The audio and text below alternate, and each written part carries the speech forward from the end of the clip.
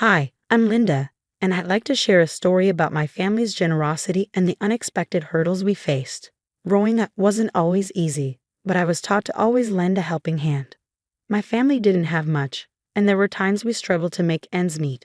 I had two younger siblings, and because my parents were often tied up with work, I became the one to look after them.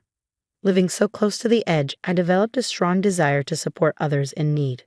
I worked hard to build a life for myself, and being the first of my siblings to start working, I wanted to make things easier for my family. Every time I received a paycheck, I sent money home, which allowed my parents to cut back on their hours and spend more time with my siblings. As they grew older and started working, things began to improve for us. To keep sending money home, I picked up extra shifts and worked tirelessly. Everything paid off when I was promoted to manager, a role that came with both a raise and more benefits. Finally, I could relax and enjoy a more stable life. With some extra time, I decided to focus on my personal life and take dating more seriously. While I'd gone on a few dates and had my first kiss, I hadn't had any serious relationships due to my busy schedule. I joined some dating apps and eventually matched with Jake, a lawyer with a quirky sense of humor, just what I was looking for. We quickly started texting every day, and before long, we went on our first date. That date turned into many more, and Jake turned out to be everything I needed. He made me laugh when I was upset and always knew when I needed a hug. He was also passionate about his career and often shared stories of his work and accomplishments. I felt lucky to be dating such a wonderful man. After 2 years of dating, Jake proposed, and of course, I said yes. We married a year later in a beautiful ceremony surrounded by our loved ones. Since Jake and I lived on opposite sides of the country from our families, many relatives were meeting for the first time at our wedding. One of those relatives was Jake's younger sister, Stacy, who was 9 years younger than him. While most of the family welcomed me with open arms, Stacy was harder to connect with. I approached her while she was sitting alone at the dinner table. "Hey Stacy, why aren't you out there dancing with everyone?" I asked. "I'm just not feeling it. This whole event is kind of lame," she answered. "Is everything okay?" "Oh yeah, everything's fine. I just have better things to do than be at this party." "Well, is there something else you'd rather be doing?" "If it weren't for you marrying my perfect brother, I could be applying to universities and figuring out my own life."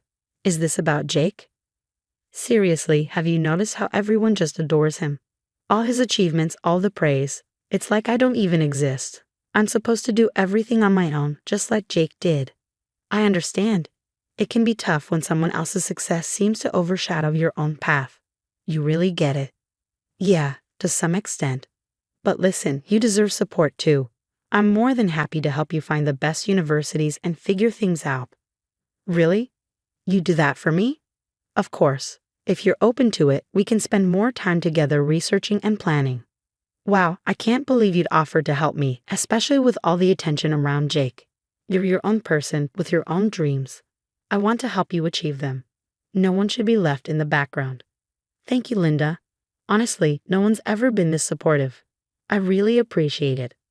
"Of course, I'll be here for you every step of the way, no matter what comes our way. Your dreams matter too." Seeing how sad and uncertain Stacy seemed reminded me of my younger siblings, and I wanted to be there for her.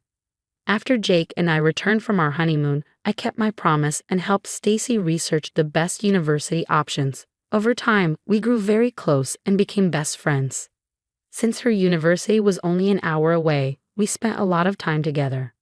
As the years went by, Stacy met a boyfriend in college. After they graduated, they got engaged. Stacy came to our place the weekend after with some big news. She seemed nervous as she shared that she had something important to tell us. "Stacy, is everything okay? You seem really nervous," Jake asked. "Yeah, don't tell me you're pregnant now," I teased. "No, seriously, I'm not pregnant," she laughed. "Oh, thank goodness. You guys really thought that?" "Well, you did seem anxious, and when you said you had something important to tell us, we just assumed the worst," Jake said. "Always assuming the worst." Stacy laughed. "Anyway, I wanted to share some good news. I'm engaged to my boyfriend, and we're planning to elope." "That's wonderful," I exclaimed. "But are you sure about this decision?" "Why wouldn't I be?" Stacy replied. "You're only 21, Stacy. Marriage is a huge step. Are you really sure about rushing into it? What's wrong with being young? Are you saying we're making a mistake? No, we're not saying that at all. We're just concerned. We care about you, and we want you to think this through. Life is long, and people change a lot in their 20s. We want you to be sure before making such a big decision. So if you don't believe in us, you're not happy for me. That's not it. We just want to make sure you're making the best choice for yourself. You still have so much life ahead of you, and if your love is strong, waiting won't hurt it. You know what? If you can't be happy for me, then I'll find someone else to be our witnesses. We're not trying to upset you, Stacy. We just want you to be sure.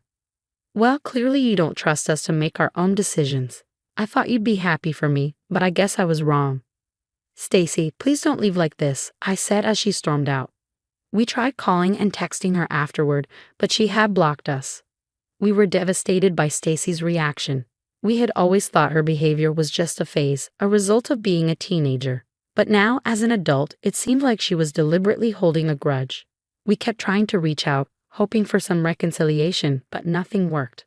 A few months later, we found out from Jake's parents that Stacy had not only gotten married but was also pregnant.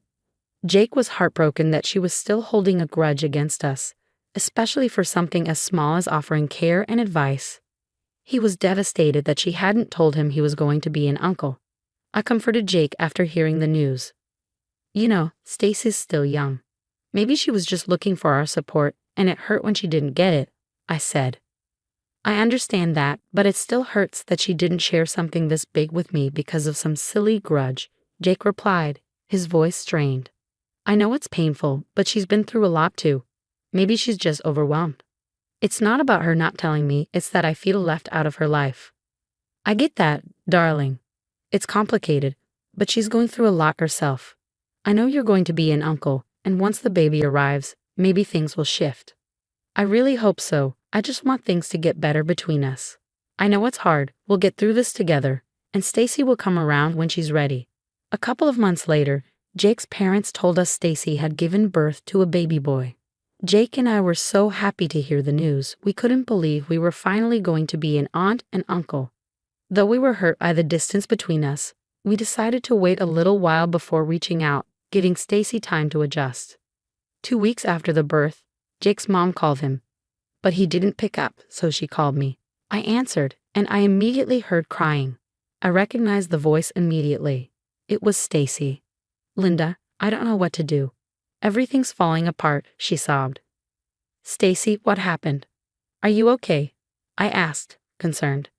My husband left us. He abandoned me and the baby, she cried. Why would he do that? He was scared of becoming a father. He vanished just a week after I gave birth. I kept thinking he'd return, but he never did. Oh my God, Stacy, I can't even imagine how tough that must be for you. We had spent the night together, and when I woke up to feed the baby at 6:00 a.m., he was gone. That was strange because he usually slept in late. I waited all day for him to get in touch, but he never did. I reached out to everyone, but no one knew where he had gone. He ignored my calls and texts, and when I threatened to call the police, he told me he wanted nothing to do with us anymore. I'm really sorry you're dealing with this. Are you in a safe place? I'm at my mom's right now, but I can't stay here forever. I still have the apartment we rented, but I can't afford it on my own anymore. I don't know how I'm going to feed myself and the baby. Don't worry, I'll help you. We'll figure this out together. I don't deserve your help. I've treated you and Jake so badly, and yet you're still here for me. You're my sister, Stacy, family. I don't want you to go through this alone. We'll get through it. Everyone makes mistakes, and right now, you need support. I'm so sorry for how I treated you both. I shouldn't have acted that way. You're right, people can change. Acknowledging my mistakes is the first step to moving forward. Thank you. I really appreciate you saying that. We'll take it one day at a time. You're not alone in this. I don't know what I'd do without you. We're family. We'll get through this together. So I started sending Stacy $2,000 each month. It wasn't easy, but Jake and I wanted to help her out. She was family, after all. This arrangement lasted a year, and during that time, Stacy went back to work, and the extra money made a big difference. But as time passed, her gratitude started to fade, and she began acting entitled. If I was even a little late sending the money, she would call and demand it immediately. Jake was frustrated about it. One evening, he said to me, I'm starting to think Stacy is going back to her old ways. What do you mean? It's like she's taking advantage of us again, using our help like she's entitled to it. I see your point, but we can't just turn our backs on her, especially with a baby involved. I know, but she needs to show some respect, just a little gratitude. I get it, but remember, I don't plan to keep supporting her forever. I'm just waiting for her to get back on her feet. Thank God. I was afraid this would never end. We've helped her, but she has to meet us halfway. Exactly. I'm glad you agree. Then something completely unexpected happened. One day, while driving home from work, my car was hit by a drunk driver. I lost consciousness by the time emergency services arrived. I was lucky to survive, but I had serious injuries. I was in a coma for a week, and when I woke up, I was too weak to do anything. I spent a whole month in the hospital, and when I was finally released, I had a broken collarbone and a leg. But at least I was alive. Jake was by my side the entire time, never leaving me. Even when I got home, I had to force him to sleep because he was so afraid of losing me again. I also had to push him to go back to work. My company gave me time off and allowed me to work from home when I felt well enough. But since I missed a month of work, I wasn't paid my full salary and couldn't send Stacy her usual monthly allowance. A week after I got home, Stacy called. "Where's my money?" she demanded. "What do you mean?" I asked, surprised. "You know exactly what I'm talking about, the payment you owe me. You're aware I was in a car accident, right? I was in a hospital for a month." "Yeah, I know. That's why I gave you an extra week after you got out to pay me." "Are you serious? How entitled are you? Do you have any idea what I've been through this past month? You don't know what suffering is. I have a baby to care for, and I can't just wait around while you slack off." "Stacy, I've been through hell. I couldn't send you the money even if I wanted to." "Excuses. You're just showing your true colors. Family is supposed to support each other, not make excuses and neglect responsibilities." I hung up. I couldn't believe she had the nerve to demand money from me. I wasn't obligated to help her, but I did it out of kindness. What angered me most was her complete lack of empathy after what I had been through.